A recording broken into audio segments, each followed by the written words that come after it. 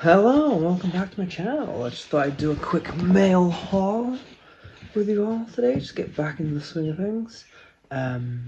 So I've been buying books like crazy online these past few weeks, months.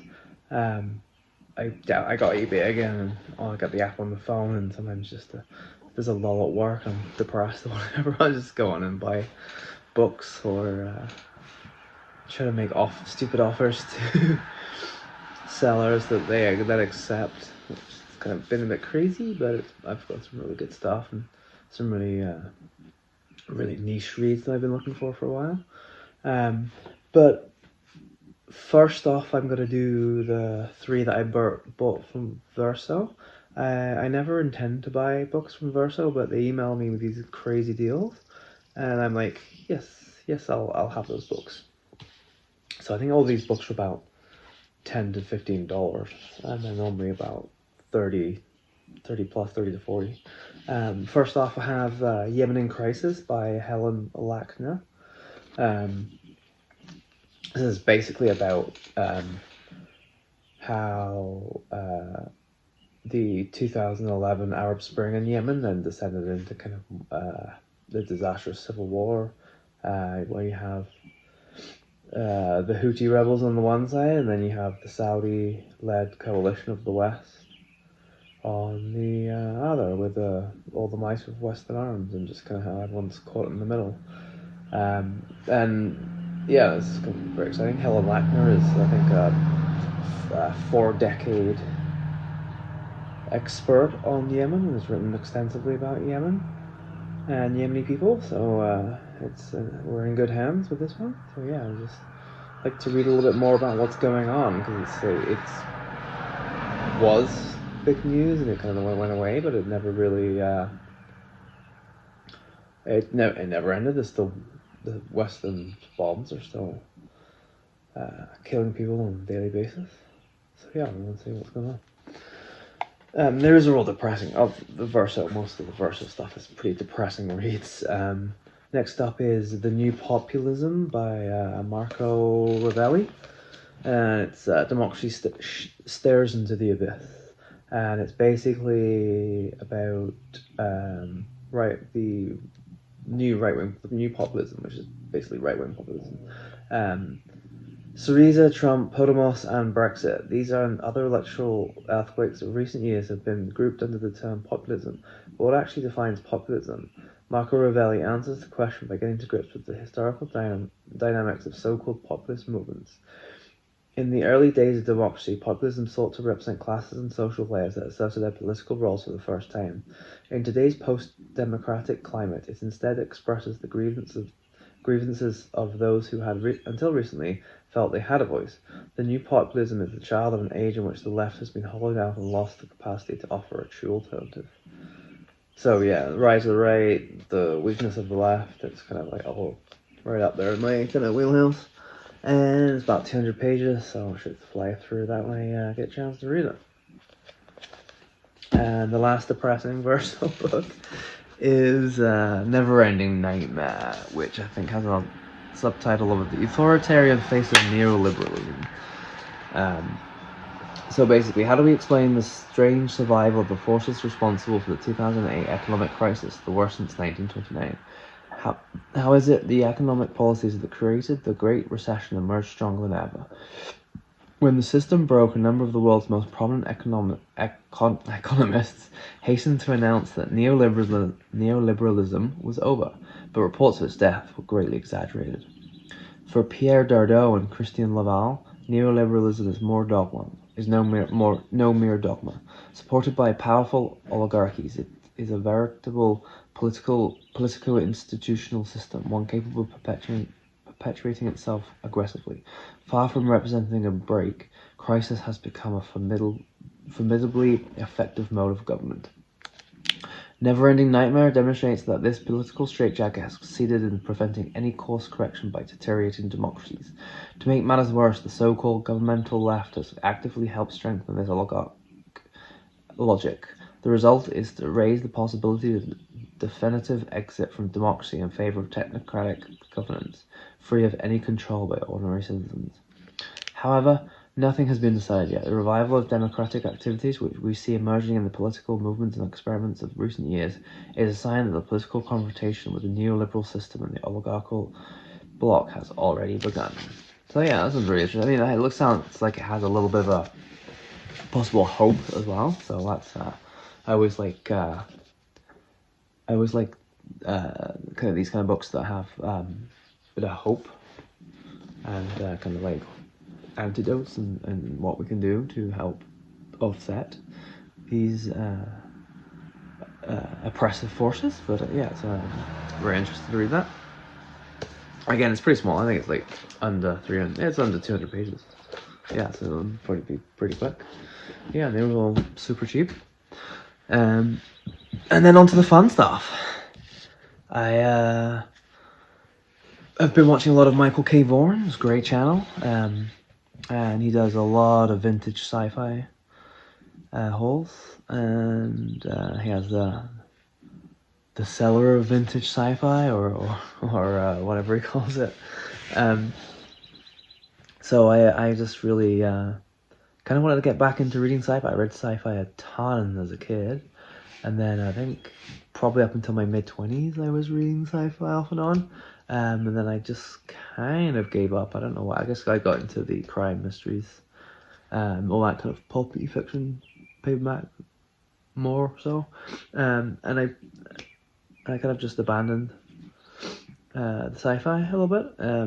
But my love of pulp is kind of like all of the pulp. So I do love pulp sci-fi, pulp horror, pulp adventure, and pulp crime, and then the pulp's kind of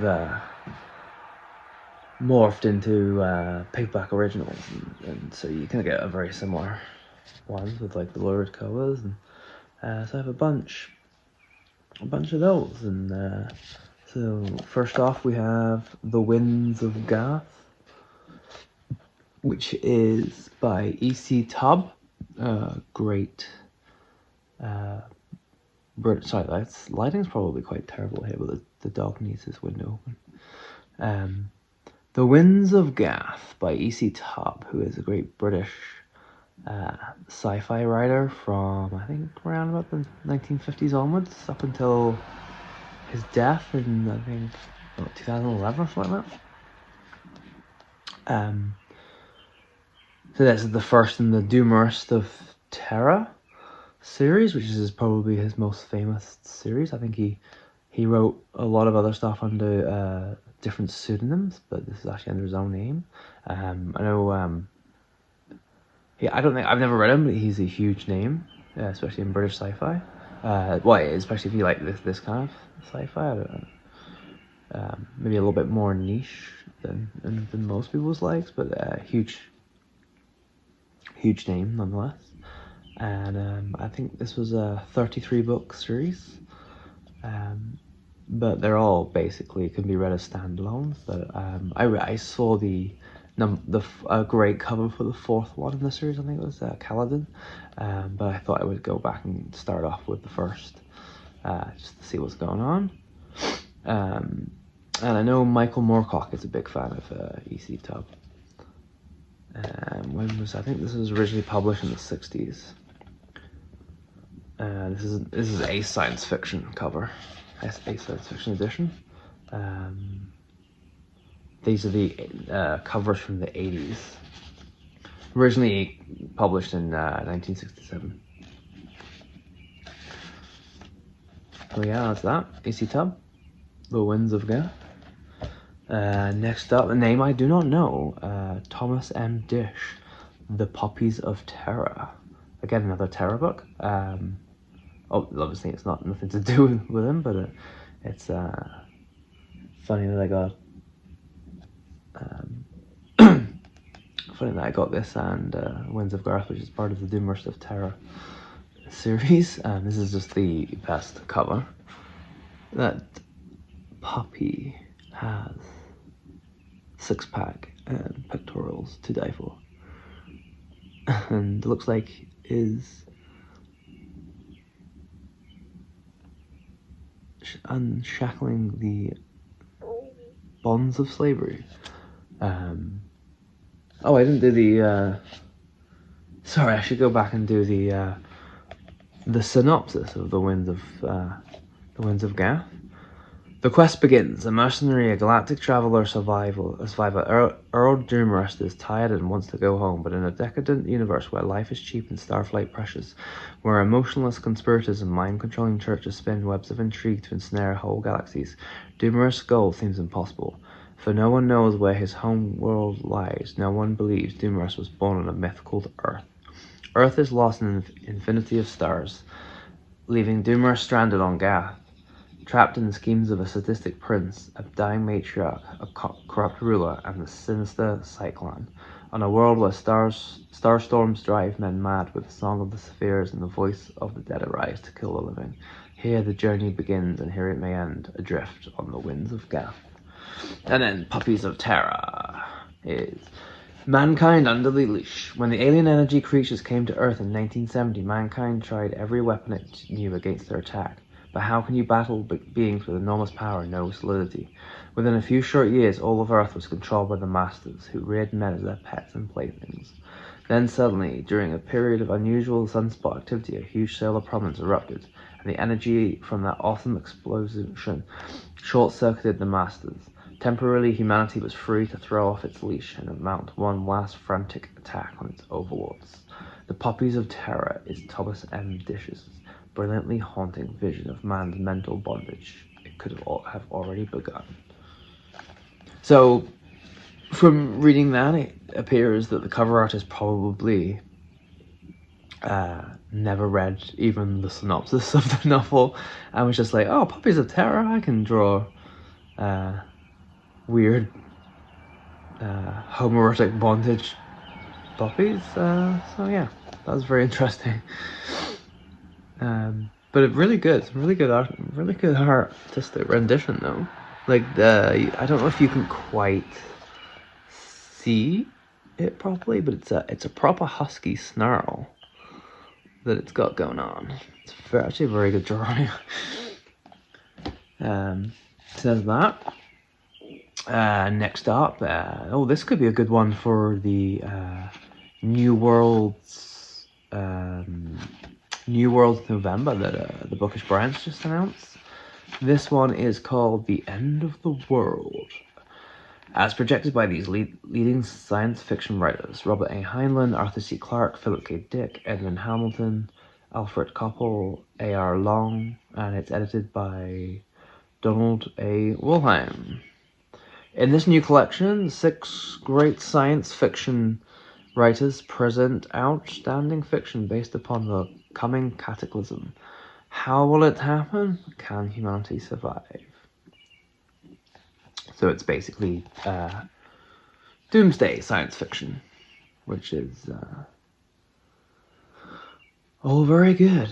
I would have loved this as a kid. Actually, I was very into doomsday stuff, and basically, I often used to say that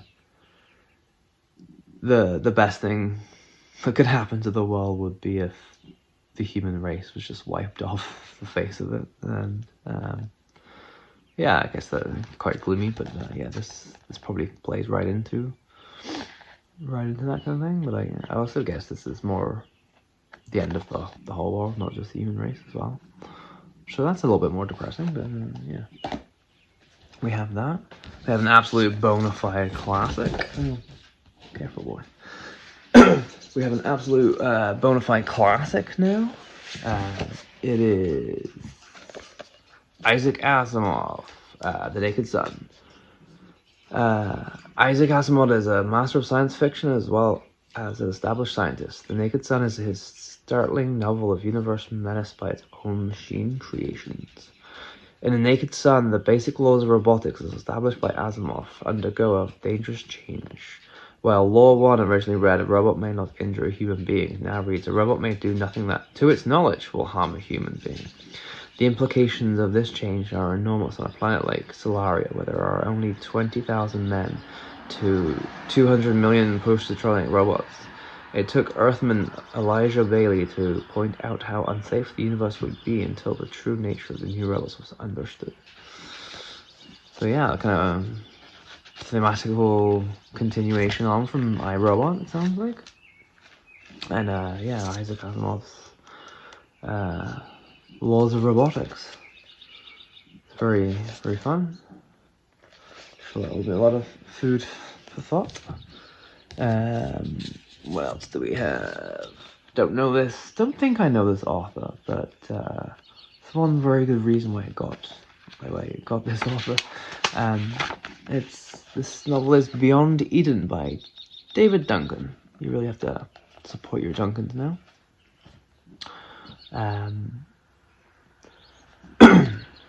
Oh, this looks very interesting. So there's a Ballantine Books. I should probably do the years actually. I don't have the years all in those ones.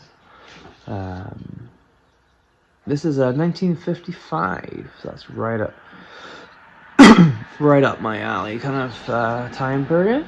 Has a biblical reference from Genesis in the start. Let's see what this one is. Where is the border between life and non-life, between living organism and lifeless rock? This is the story of a man and a woman, both scientists, both dedicated to peace, who first discovered the living water and knew they had found the great and terrible secret of the source of all life. Great because their discovery opened out into a future of opportunity and abundance. Terrible because the living water intensified men's inherent tendencies for good or for evil. As individuals, they were free to drink the living water if they dared. As scientists, they faced a graver problem. What would the world make of their discovery? Another hell or another Eden? Oh, should we close this now? He's down there. Sorry, go ahead there. It's probably a lot better now. Yeah, that sounds really good. 1955, fantastic. Another EC Tub. I actually forgot this. This was part of like I think a seven book vintage sci-fi haul, and I bought the Winds of Garth separately, specifically. I actually forgot that. Maybe I should put a light on. I actually forgot this EC Tub book was part of this. Is that better or worse? That's probably actually slightly better. So yeah, Moonbase by EC Tub. I think this is possibly a standalone. It's another Ace book. It is from 1964, and it's possibly adapted from a short story, because it had another copyright on the copyright page there. Let's see. Felix Larsen has been sent to Luna Station 1 to investigate something odd on the moon. There was no proof, not even a concrete basis for suspicion, yet there was a feeling so wrong about the place that security had hinted of traitors. On the first day at the sealed station beneath the moon's crust, Felix had become violently ill. He awoke from a drugged sleep with no memory of the intervening time lapse. Now he had to be doubly careful because his secret might be out and somewhere in the station, or somewhere out there on the alien moon itself. An unknown intelligence was waiting for the critical moment. Oh, yeah, that sounds really good.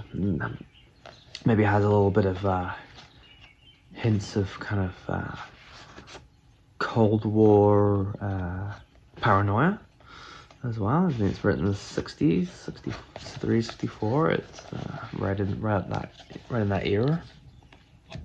Probably the height of the Cold War paranoia. And I think this really does feed into the Cold War themes. This is The Big Eye by Max Ehrlich. It's a great cover. I might have to show some of the other covers in this new lighting, just to give you the full this amazing big eye in the sky and its reactions, and I love it when they do the author drawing in the main action front cover. That's by Max Ehrlich. Red Pearl rode the heavens as a frightened world faced annihilation. This might also be another good one for New World's November. These are all pretty short. I think they're all under 200 or just over 200 pages. Who's Popular Library? Oh, Popular Library can be quite good sometimes for some culty book kind of books. It's originally written in 1949, so pretty much the start of the Cold War early days, and this is. So it was published in 1949, and it's set in 1960, so it's one of those amazing sci-fi novels in the future that's just in the very near future. And fear darkened Carol's eyes. David, don't go. Don't leave me here alone. The blood rushed hotly to David's face. He threw down his coat. In a moment she was in his arms, clinging to him as if she were drowning. The time was 1960, with Russia and America poised on the brink of atomic war. Then came the shattering news from Palomar Observatory that a new planet had been discovered, a planet that was rushing towards a collision with the Earth on Christmas Day in 1962. Suddenly there was no need for war. People went wild trying to cram a lifetime into 2 precious years. Carol and David, too, found themselves caught up in the frenzy to live and love while they still had the chance. A great novel of a world facing a cosmic cataclysm. So it sounds like it might be less Cold War paranoia, maybe call for more of a call for nuclear disarmament and world harmony. But we should see. I know Max Ehrlich is great name, and I've been meaning to read him for a while. And that is a fantastic cover.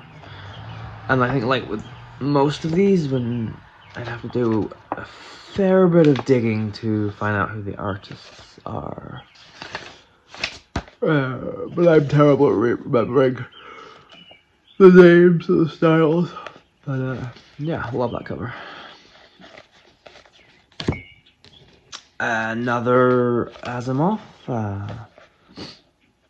Azimuth Mysteries. I think these are a bunch of short stories. It's a Dell book, originally published in 1968. Yeah, it's a bunch of short stories from various sci-fi magazines. I think the earliest is 1955, and the latest is 1967.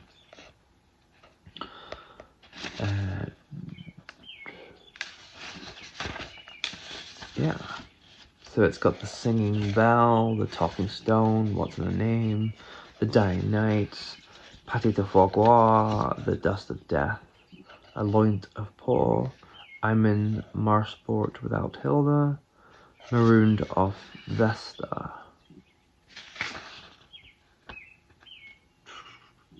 Starlight, The Key, and The Billiard Ball.